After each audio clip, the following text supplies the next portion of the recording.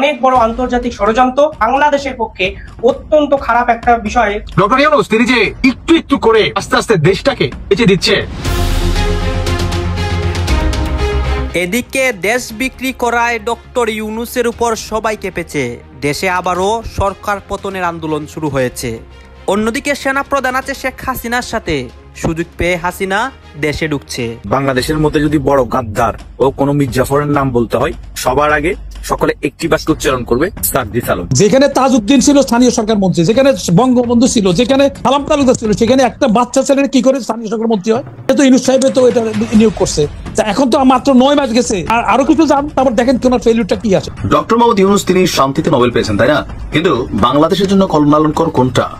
কোন সিদ্ধান্তগুলোতে বাংলাদেশের সার্বভৌমত্ব, নিরাপত্তা, জাতিগত ইস্যু এগুলা ঝামেলা পাকাইলে বাংলাদেশ কতটুকু বিপদে পড়বে না?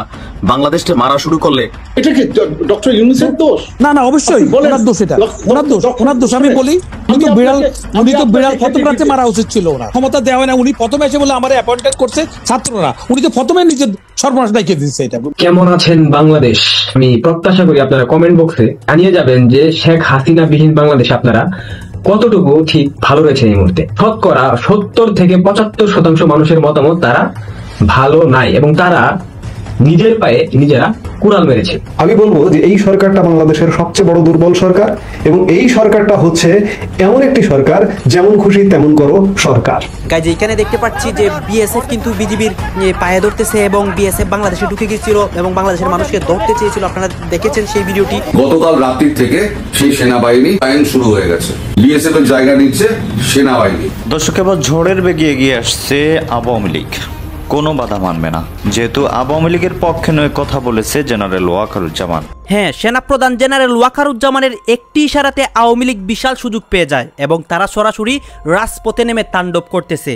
দর্শক শ্রোতা, আপনারা জানেন যে ডক্টর ইউনূস, সমন্বয়ক, উপদেষ্টা, তাদের বিরুদ্ধে সাধারণ মানুষরা কথা বলতে শুরু করেছে এবং তারা সরাসরি ডক্টর ইউনূসের অনেক কার্যক্রম সবার সামনে ফাঁস করতেছে। দর্শক শ্রোতা, এই বিষয়গুলা এবং দেশের যে রাজনৈতিক পরিস্থিতি বিভিন্ন দিকে ঘুরপাক খাচ্ছে এবং ক্ষমতা দখল নিয়ে বিভিন্ন ঝামেলা যে হচ্ছে, এই বিষয়গুলো নিয়ে আমাদের কাছে অনেক ইম্পর্টেন্ট ভিডিও আছে। সেই ভিডিওগুলো আপনাদেরকে এই জায়গায় ধারাবাহিকলি দেখাবো। তাদের বক্তব্যগুলোর মাধ্যমেই এই দেশের আপডেট নিউজগুলো আপনাদের সামনে প্রকাশ হবে এবং পরিষ্কার হবে। আসুন দর্শক, আমরা কথা বাড়াচ্ছি না, আমরা সরাসরি ভিডিওর মূল আলোচনাগুলো আগে দেখে আসি। আমাদের বাংলাদেশের স্বাধীনতার উদ্দেশ্যে কিংবা বাংলাদেশের স্বাধীনতা সার্বভৌমত্ব হুমকির মুখে পড়তে যাচ্ছে। দেশটাকে রক্ষা করতে হবে। বড় একটি ষড়যন্ত্র আমাদের দেশের সার্বভৌমত্বের ক্ষেত্রে কি প্রতিনিয়ত চালাচ্ছে। যে বাধারা চালাচ্ছে, আমাদেরকে অ্যালার্ট থাকতে হবে এদেরকে শক্ত একটা কি প্রতিবাদ করার জন্য। ডক্টর ইউনূস তিনি তার ক্ষমতা দীর্ঘস্থায়ী করার জন্য একটু একটু করে আমাদের বাংলাদেশটাকে প্রতিনিয়ত শেষ করে দিচ্ছে। এখন সাধারণ জনগণের উদ্দেশ্যে আমার একটা বক্তব্য।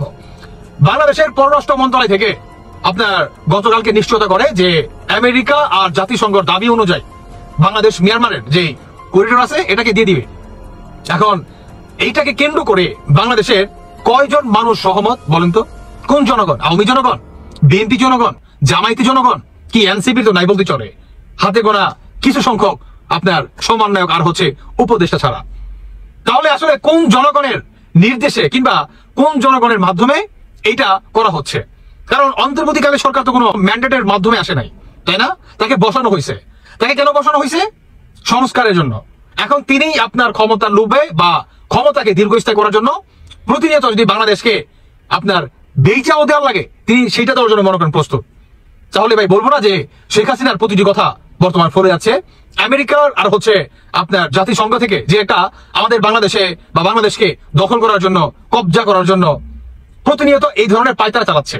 বাংলাদেশের কক্সবাজার, সেন্ট মার্টিন এগুলোর প্রতি তো আগে থেকে লোভ এই আমেরিকা, আর প্রতিনিয়ত এই লোভটাকেই জিভে অনেকটা তেতল লাগাই দিল ডক্টর ইউনূস তার ক্ষমতাকে শুধু দীর্ঘস্থায়ী করার জন্য।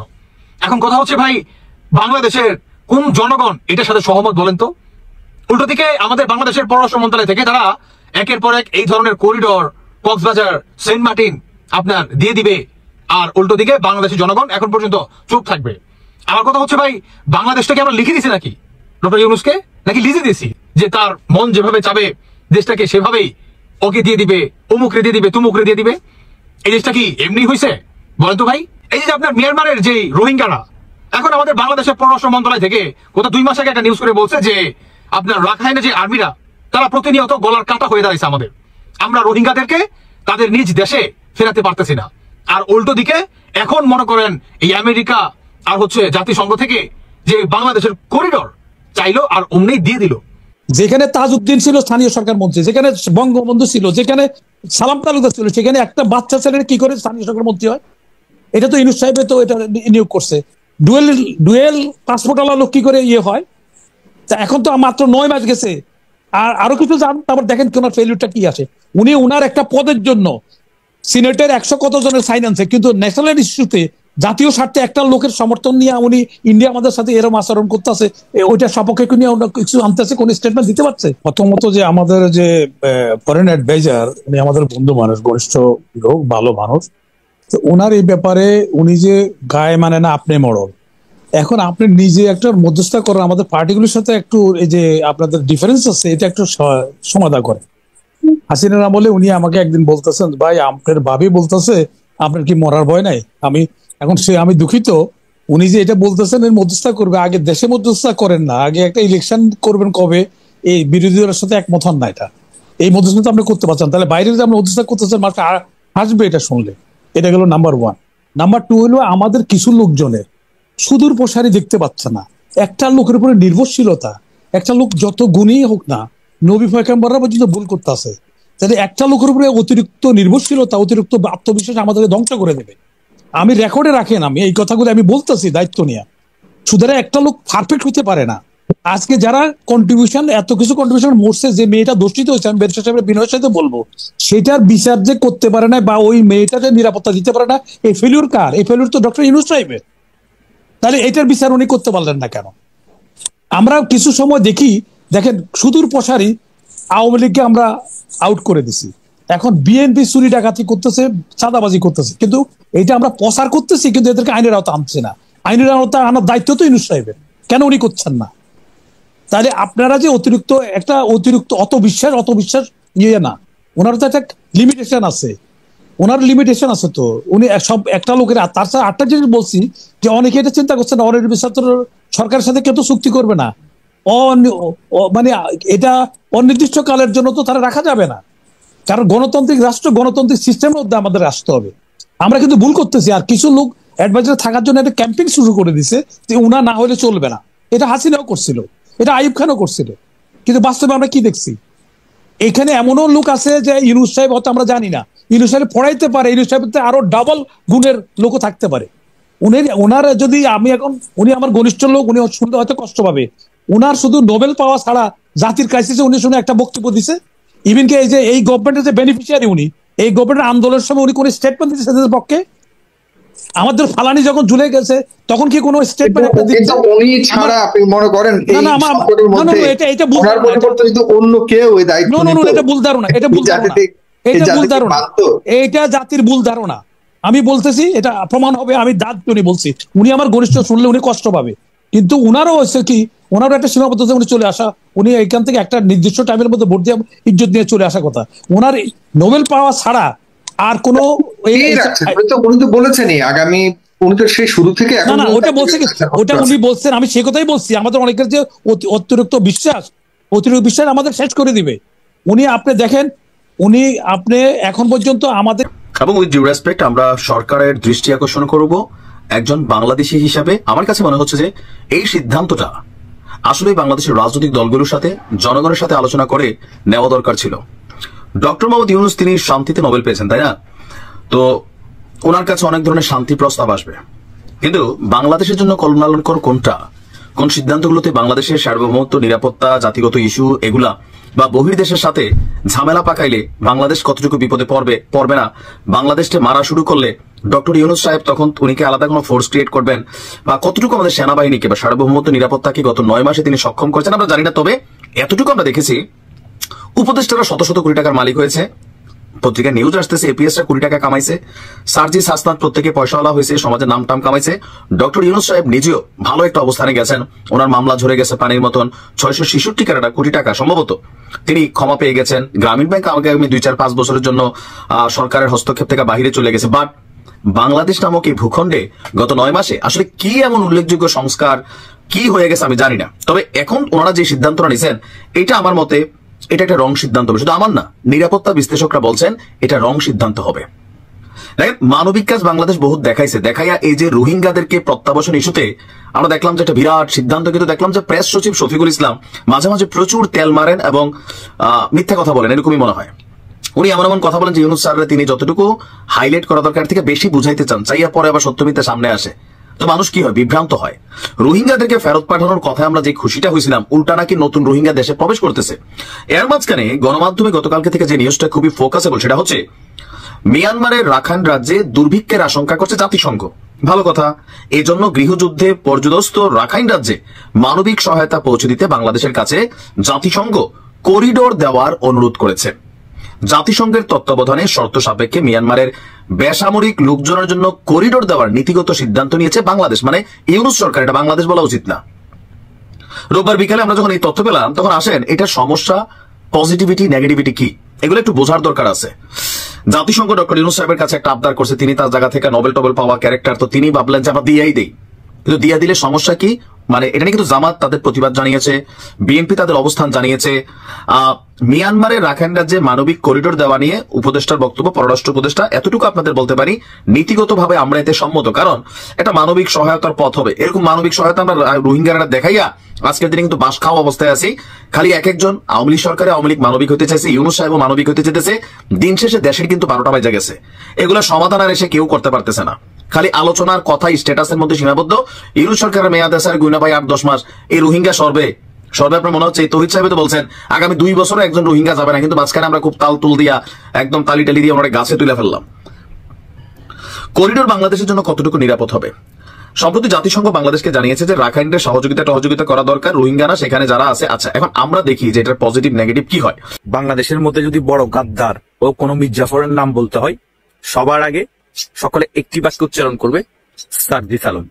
5 আগস্টের আগে যে বঙ্গবন্ধুর কথা বলে বলে মুখে ফেনা তুলে বলতো আমার বঙ্গবন্ধু বলে বলে বক্তব্য দিতে, সে বলতো বাংলাদেশে যদি সবচেয়ে বড় কোনো কেউ ভক্ত থাকে, সর্বকনিষ্ঠ কোনো যদি ভক্ত থাকে, সেই ভক্ত হচ্ছে আমি সার্জিস আলম। এইরকম বঙ্গবন্ধু ভক্ত এখন বাংলাদেশ আওয়ামী লীগের নিষিদ্ধের জন্য সবচেয়ে বেশি সরব।